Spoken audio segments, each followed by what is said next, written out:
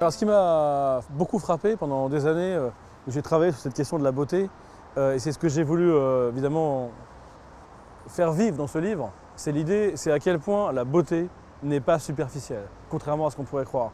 À quel point le plaisir que la beauté me donne, c'est l'occasion pour moi de me révéler, de grandir, de me découvrir autre, d'apprendre à me faire confiance. Si par exemple vous avez du plaisir esthétique devant un tableau de Balthus, devant un Hopper, en écoutant Benjamin Biolay, devant un paysage, en écoutant Chopin, eh bien enfin vous écoutez. C'est pas la mode, c'est pas les critères, c'est pas le critique d'art, c'est pas le souvenir de votre cours au lycée.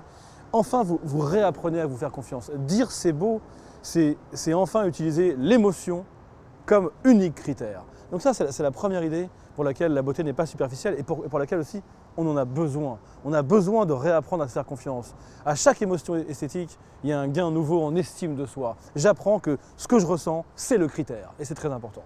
C'est d'ailleurs un peu ce que dit le philosophe Kant, tel que je le traduis dans mon livre. Et puis il y a une autre idée très importante qui revient encore une fois à dire que la beauté n'est pas superficielle, c'est de dire que la beauté porte du sens, que la beauté véhicule une vision du monde.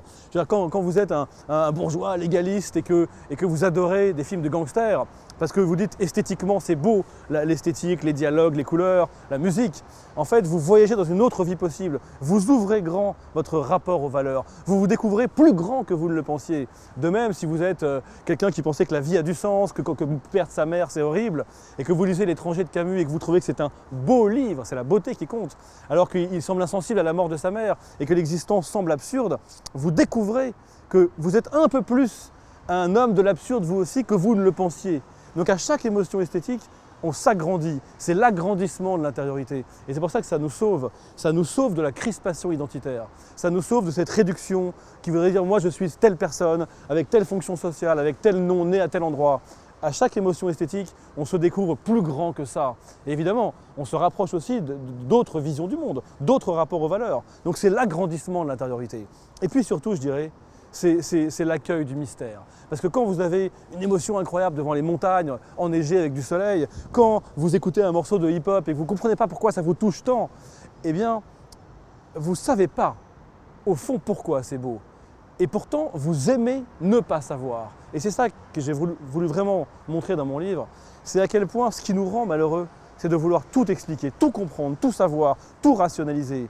Souvent, le mystère nous effraie, le mystère dans les relations humaines, le mystère dans son propre corps, c'est effrayant, on passe sa vie à le fuir. Mais quand on a une émotion esthétique, on apprend à aimer le mystère, à l'accueillir. Et c'est à mon avis ça, le secret du bonheur, c'est de savoir accueillir le mystère au lieu de vouloir tout réduire, tout simplifier, tout rationaliser.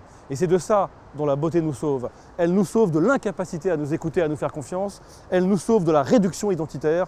Elle nous sauve de la passion rationalisatrice et explicatrice. Elle nous réapprend à aimer le monde, à aimer les autres, à aimer la différence.